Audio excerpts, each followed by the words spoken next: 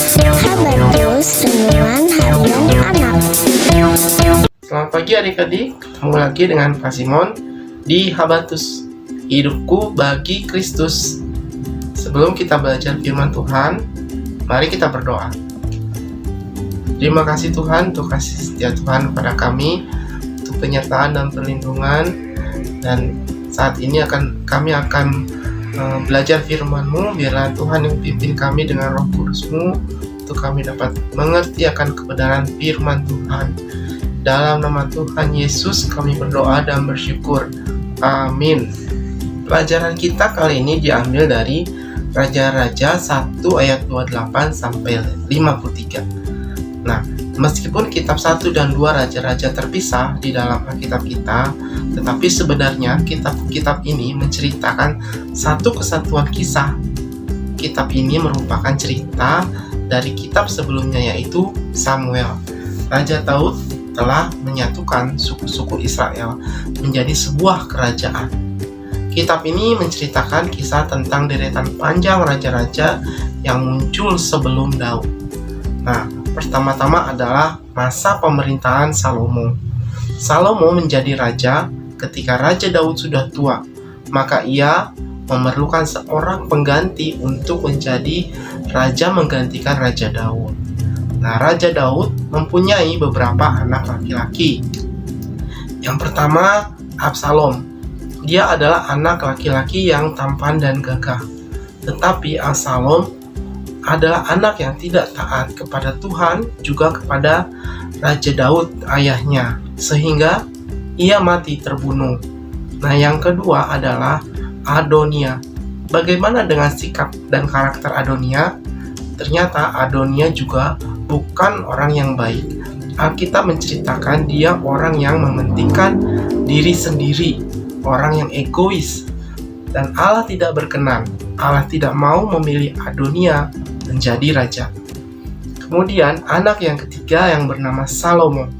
Nah, bagaimana dengan sikap Salomo dan mengapa Allah memilih Salomo? Nah, sikap Salomo ialah karena dia mau belajar mengasihi, dan Allah memilih Salomo karena Salomo seorang yang rendah hati.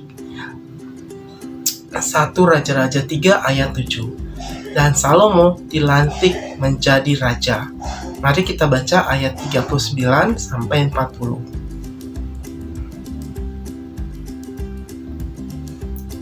Imam Sadok telah membawa tabung tanduk berisi minyak dari dalam kemah, lalu diurapinya Salomo. Kemudian sangkakala ditiup dan seluruh rakyat berseru, "Hidup Raja Salomo!"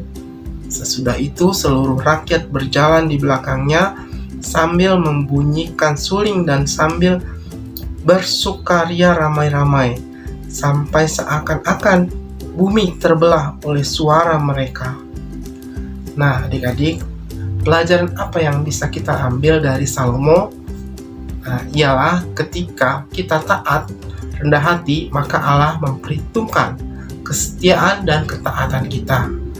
Allah akan memberikan yang terbaik dalam kehidupan kita.